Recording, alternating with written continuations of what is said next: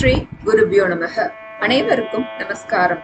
இன்று வளர்பிறை பஞ்சமி, மிகவும் விசேஷமான நாள். பொதுவாக பஞ்சமி என்பது அம்பிகைக்கு உகந்த தினம். அதே போல் இன்று சமி கௌரி விரதம், ஆஷாட பஞ்சமி, ஸ்கந்த பஞ்சமி.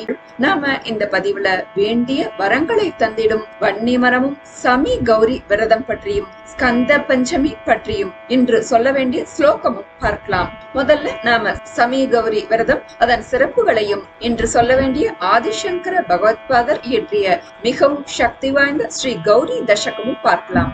கௌரி விரதம் என்பது சிவனுடன் கூடிய பார்வதி தேவியை பூஜை செய்து அருள் பெறுவது. ஒவ்வொரு மாதமும் வரும் சுக்லபக்ஷத்தில், அதாவது வளர்பிறையில் இந்த கௌரி விரதம் கடைபிடிக்கப்படுகிறது. இதன் புராண கதை என்ன? ஹிமவான் மேனகை தம்பதிகளுக்கு மகளாக பிறந்தாள் பார்வதி. அவள் ஹிமயமலையில் பல மரங்களுக்கு அடியில் உட்கார்ந்து தவம் செய்து பரமசிவனை மணந்ததால் மரத்தடியில் பூஜை செய்ய வேண்டும் என்கிறது ஸ்மிருதி.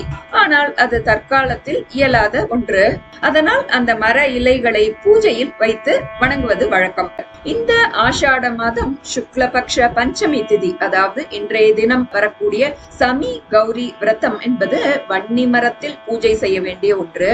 அல்லது வன்னி மரத்து கிளைகளை கொண்டு வந்து அதன் நடுவில் அம்பாளை வைத்து கௌரி பூஜை செய்ய வேண்டும். வன்னி மர இலைகளால் அஷ்டோத்திரம் சொல்லி அர்ச்சனை செய்யலாம். கல்வியில் நாட்டம், தேர்வில் வெற்றி, நல்ல அறிவாற்றல், கூர்மையான புத்தி, ஞாபக சக்தி கிட்டும், தாயும் சேயும் நலமாக இருப்பர் அப்படின்னு இந்த பூஜையின் பலனாக சொல்லப்பட்டிருக்கு. நமது நாட்டில் பெரும்பாலான ஆலயங்கள்ல ஸ்தல விருட்சமாகவும் அல்லது முக்கியமான வழிபாட்டுக்கு உரிய விருட்சமாகவும் போற்றப்படுகிறது இந்த சமி விருட்சம். சமின்னா வன்னி மரத்தை குறிக்கிறது. சிவபெருமானுக்கும் விநாயகருக்கும் துர்க்கைக்கும் உகந்த மரம் இது. குறிப்பாக நவகிரகங்கள்ல சனி பகவானுடைய ஆதிபத்தியம் நிறைந்த மரம் இந்த வன்னி மரம். அதீத அதிர்வுகள் நிறைந்த வன்னி மரத்தின் காற்று மனக்குழப்பங்களை தீர்த்து மூளையை தெளிவாக்க வல்லது என்பது அறிவியல் ரீதியான உண்மை. தைரியமான மனோபாவத்தையும் புத்தி கூர்மையினையும் தரக்கூடிய அருமருந்து இந்த வன்னி. வன்னி மரத்தினை மனதார வேண்டிக் கொண்டால் மனதில் எண்ணிய எண்ணம் பலிக்கும் என்பது ஐதீகம். காரிய நிமித்தமாக செல்பவர்கள் வன்னி மரத்தினை வணங்கிவிட்டு செல்ல தடை ஏதுமின்றி காரியம் பலிதமாகும்.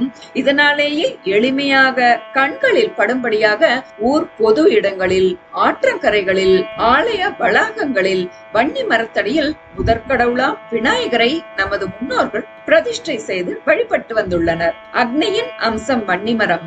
அதனாலேயே முற்காலத்தில் வன்னி கட்டைகளை உரசி நெருப்பை உண்டாக்கினர். இன்றும் வேதம் வல்ல அந்தணர்கள் தங்களது அனுஷ்டானங்களுக்கு தேவையான அக்னியை இவ்விதமே உருவாக்குகின்றனர். வன்னி மரம் சனீஸ்வர பகவானுக்கு உகந்தது. சனி கிரகத்தின் அதிர்வுகளை உள்ளடக்கிய வன்னி மரத்தினை வணங்கிடுவதால் சனியின் அருளை எளிதில் பெற முடியும். செலவில்லாத மிக எளிய பரிகாரமும் கூட. ஜாதக ரீதியாக சனி கிரகத்தினால் பாதகமான பலன்களை அனுபவிப்பவர்கள் தொடர்ந்து வன்னி மரத்தினை வலம் செய்து வணங்கி வர கெடு பலன்கள் குறையும் அப்படின்னு சொல்லப்பட்டிருக்கு. அவிட்ட நட்சத்திரத்துக்குரிய விருட்சமும் இந்த வன்னி மரம். வன்னி வீரத்தின் அடையாளம், வெற்றி தரும் மரம் அப்படின்னு சொல்லப்படுறது. துர்க்கையின் அம்சம். இதனை வணங்கி சென்றால் எண்ணிய காரியம் ஜெயம் உண்டாகும். அந்த நாளில் போர்க்கருவிகளை வன்னி மர பொந்துகளில் வைத்து வழிபடுவது மரபு. வன்னி மரங்களை வழிபட்ட படை வீரர்களை வன்னியர் என்று அழைக்கப்பட்டுள்ளனர். தஞ்சை பெரிய கோவில், கங்கை கொண்ட சோழபுரம், விருத்தாச்சலம், கும்பகோணம், திருக்கொள்ளிக்காடு போன்ற பல ஸ்தலங்கள்ல இந்த வன்னி மரம் தான் ஸ்தல விருட்சமா இருக்கு.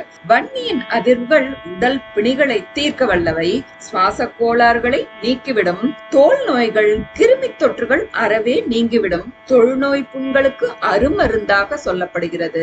தோல் வியாதிகளால் அவதிப்படுபவர்கள் இந்த வன்னி மர இலைகளை பொடியாக்கி குளித்து வர நிவாரணம் தருகிறது. கர்ப்பப்பை தொற்றுகள் நீங்கி கருவுறும் தன்மை அதிகரிக்கிறது அப்படின்னு சொல்லப்படுறது. இவ்விதமாக இந்த வன்னி மர சமி கௌரி விரதத்தினை ஏற்று முறையாக பூஜிப்பதால் வேண்டிய வரங்கள் எளிதில் கிட்டிடும். ஞானமும் கல்வியும் சிறந்திடும். எண்ணிய கோரிக்கைகள் பூர்த்தியாகும். பொதுவாக பெண்கள் மாங்கல்ய பலத்திற்காகவும் குடும்ப க்ஷேமத்திற்காகவும் பிரார்த்தனைகள் செய்து கொள்வது வழக்கம். இந்த விரத பலனாக மாங்கல்ய பலம் உண்டாகும், தாயும் சேயும் நலமாக இருப்பர், குடும்பத்தில் மகிழ்ச்சி அதிகரிக்கும், தங்கள் கோரிக்கை நிறைவேறும் பொருட்டு இந்த கௌரி பூஜை செய்வது வழக்கத்துல இருக்கு. வேண்டும் வரங்களை தந்திடும் சாமி கௌரி பூஜையை செய்து அனைவரும் அம்பிகையின் அருளை பெறுவோம். நாம ஆதிசங்கர பகவத்பாதால் இயற்றிய ஸ்ரீ கௌரி தசகம் பார்க்கலாம். கௌரி தசகம் அथवा கௌரி ஸ்துதி. லீலா லப்த ஸ்தாபித லுப்தா கில லோகாம் லோகாதீதைர்யோகி விரந்தச்சிரமிருக்யாம் பாலாதித்ய श्रेणी समानद्युति पुञ्जाम् गौरीमम्बामम्बुरुहाक्षीमहमीडे गौरीमम्बामम्बुरुहाक्षीमहमीडे प्रत्याहार ध्यान समाधिस्थितिबाजाम् नित्यं चित्ते निर्वृतिकाष्ठां कलयन्ति सत्य ज्ञानानन्दमयीं तां तनुरूपां गौरीमम्बामम्बुरुहाक्षीमहमीडे गौरीमम्बामम्बुरुहाक्षीमहमीडे चन्द्रापीडानन्दितमन्दस्मितवक्त्रां चन्द्रापीडालङ्कृतनीलालकबाराम् इन्द्रोपेन्द्राद्यर्चित पादाम्बुजयुग्मां गौरीमम्बामम्बुरुहाक्षीमहमीडे गौरीमम्बामम्बुरुहाक्षीमहमीडे आदिक्षान्तामक्षरमूर्त्या विलसन्तीं भूते भूते भूतकदम्ब प्रसवित्रीं शब्द ब्रह्मानन्दमयीं तां तटिदाभां गौरीमम्बामम्बुरुहाक्षीमहमीडे गौरीमम्बामम्बुरुहाक्षीमहमीडे मूलाधारदुत्थितवीत्या विधिरन्ध्रं सौरं चान्द्रं व्याप्य विहारज्वलिताङ्गी येयं सूक्ष्मा सूक्ष्मतनुस्तां सुखरूपां गौरीमम्बामम्बुरुहाक्षीमहमीडे गौरीमम्बामम्बुरुहाक्षीमहमीडे नित्यशुद्धो निष्कलयेको जगदीश साक्षी यस्या सर्गविदौ संहरणे च विश्वत्राणक्रीडनलोलां शिवपत्नीं गौरीमम्बामम्बुरुहाक्षीमहमीडे गौरीमम्बामम्बुरुहाक्षीमहमीडे यस्याः कुक्षौ लीनमकण्ठं जगदण्डं भूयो भूयः प्रादुरभूदुत्थितमेव पत्या सार्धं ताम्रजटाद्रौ विहरन्तीं गौरीमम्बामम्बुरुहाक्षीमहमीडे गौरीमम्बामम्बुरुहाक्षीमहमीडे यस्या मोतं प्रोतमशेषं मणिमाला सूत्रे यद्वत् कापि चरं चाप्यचरं च तामध्यात्मज्ञानपदव्यागमनीयां गौरीमम्बामम्बुरुहाक्षीमहमीडे गौरीमम्बामम्बुरुहाक्षीमहमीडे नानाकारैः शक्तिकदम्बैर्भुवनानि व्याप्य स्वैरं क्रीडति येयं स्वयमेका कल्याणीं तां कल्पलतामानति बाजां गौरीमम्बामम्बुरुहाक्षीमहमीडे गौरीमम्बामम्बुरुहाक्षीमहमीडे आशापाशक्लेशविनाशं विददानां पादाम्बोजध्यानपराणां पुरुषाणाम् ईशामीशार्दाङ्गहरां तामभिरामाम् गौरीमम्बामम्बुरुहाक्षीमहमीडे गौरीमम्बामम्बुरुहाक्षीमहमीडे प्रातः काले भावविशुद्धः प्रणिधानां भक्त्या नित्यं जल्पति गौरी दशकं यः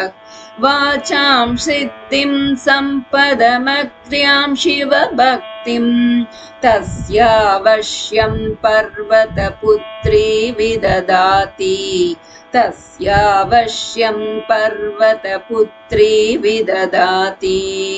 इति श्रीमत परमहंस परिव्राजकाचार्यस्य श्री गोविन्द भगवत् पूज्यपाद शिष्यस्य श्रीमच्छङ्कर भगवतः कृतौ गौरी दशकं सम्पूर्णम्। श्री गुरुभ्यो नमः। அனைவரும் இந்த நன்னாளில் கௌரி தசகத்தை பாராயணம் செய்து கௌரி அன்னையின் அருளை பெறுவோம். அடுத்ததாக இன்று ஸ்கந்த பஞ்சமியின் பார்த்தோம். பொதுவாக பஞ்சமின்றது அம்பிகைக்கு உகந்த தினம் என்பதை அறிவோம். நமது புராணங்கள்ல சித்தரிக்கப்பட்டுள்ள அம்பிகையின் தோற்றங்கள் ஏராளம். குறிப்பாக குழந்தை முருகனுடன் உள்ள அம்பிகை உகாம்பிகை, ஸ்கந்த மாதா அப்படின்னு அழைக்கப்படுறா. இந்த அன்னையை வழிபட வேண்டிய விசேஷ தினமா இந்த ஸ்கந்த பஞ்சமி அமைஞ்சிருக்கு. ஒரு சமயம் சூரபத்மன் முதலான அசுர கூட்டத்தினால மூவுலகங்களும் பெரிதும் துன்பமுற்ற நிலை ஏற்படுறது. தேவர்கள்லாம் சிவபெருமான சரணடைறா. சிவபெருமானுடைய நெற்றி கண்ணிலிருந்து தோன்றிய 6 தீப்பொறிகளும் கையிலை மலச்சாரல்ல இருந்த சரவண பொய்கையில தாமரை மலர்கள்ல 6 குழந்தைகளா மாறி தவழறது. அவற்றை கார்த்திகை பெண்கள் சீராட்டி வளர்க்கிறா. பின்னர் அங்கு சென்ற உமையம்மை 6 குமாரர்களையும் ஒன்று சேர்த்து தழுவ அவர்கள் ஒரே திருமேனியுடன் 6 முகங்களுடன் 12 கரங்களோட விளங்குறா. கந்துதல்னா ஒன்று சேர்த்தல். அன்னை பராசக்தினால ஒன்றாக்கப்பட்ட மைந்தனுக்கு கந்தன், வடமொழியில ஸ்கந்தன்ற திருநாமம் ஏற்பட்டது. சிவபெருமானும் உமை அன்னையும் ஸ்கந்த பெருமானை தன்னுடைய இடையில இருத்தியபடி காட்சி தரும் காட்சி வந்து சோமாஸ்கந்த திருவடிவம். ஆனால் ஸ்கந்த பெருமானை தன்னுடைய அருகில் மடியில் இருத்தியபடி காட்சி தரும் அன்னைக்கு ஸ்கந்த மாதா குகாம்பிகை அப்படின்னு பேர். தம்மை வழிபடுவோருக்கு எல்லையில்லாத வரங்களை அருள்பவளாக இந்த குகாம்பிகை திகழ்கிறாள். குறிப்பாக பிள்ளை வரமருளும் அன்னை இவள் அப்படின்னு சொல்லலாம். பெரும்பாலும் சிவாலய தூண்களில் புடைப்பு சிற்பங்களாக சுதை வடிவத்திலேயே கோஷ்ட சிற்பங்கள்ல ஒன்றாக காட்சி தருகிறாள். இருந்தாலும் குழந்தை பெருமானோடு அவரை தன்னிடத்தில் இருத்தியபடி தாய்மை பொங்கும் ஆனந்த ரூபிணியாக காட்சியளிக்கும் இந்த வடிவம் குழந்தை வேண்டும் பெண்களுக்கு உரிய வழிபாட்டு திருவடிவமாக போற்றப்படுறது. இன்றும் கிராமப்புறங்கள்ல குளம் காக்கும் எல்லை தெய்வங்களாக திகழும் பரிவார தேவதைகள்ல இந்த அம்பிகை சற்றே திரிந்த பெயரோட காட்சி தரா. இவளே பிள்ளையை இடையில் அணைத்தபடி காட்சி தரும் பிள்ளை இடுக்கி அம்மன் அப்படின்னு அழைக்கப்படுறா. பிள்ளையை கையில் இருத்தியபடி தன்னை வணங்குவோர் குளத்தை காக்கும் காத்து நிற்கும் ஆயி காத்தாயி அப்படின்னு போற்றி அழைக்கப்படுறா. இந்த ஸ்கந்த பஞ்சமி தினத்துல முருகனும் அம்மையும் கூடிய ஸ்கந்த மாதா ரூபத்தை மனதால் நினைத்து வணங்குபவரின் குளம் தழைக்க வரமருளுவாள் ஸ்கந்த மாதா. நாம இந்த நன்னாள்ல அருணகிரி சுவாமிகள் அருளிய மழலை செல்வம் அருளக்கூடிய திருப்புகழ் பார்க்கலாம். கணவன் மனைவி இருவரும் முருகப்பெருமானை மனதார நினைத்து இந்த பதிகத்தை படிக்க குழந்தை பேரு விரைவில் கிடைக்கும் என்பது ஐதீகம். நாம திருப்புகழ் பார்க்கலாம்.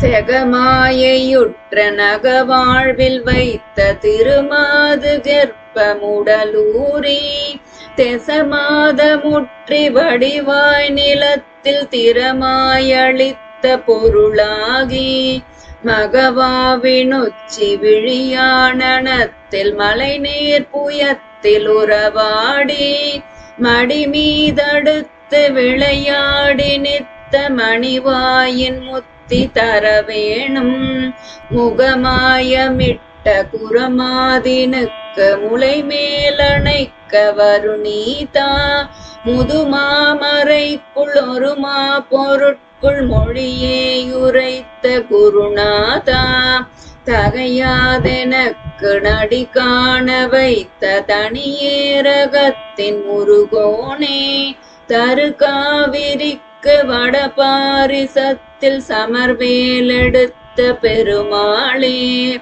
தரு காவிரிக்கு வடபாரிசத்தில் சமர்வேலெடுத்த பெருமாளே, சமர்வேலெடுத்த பெருமாளே. முருகாச்சரணம். இந்த நன்னாளில் இதை சொல்ல அழகு முருகனே குழந்தையாக வருவான் என்பது ஐதீகம். நல்லதே நடக்கும். நமஸ்காரம்.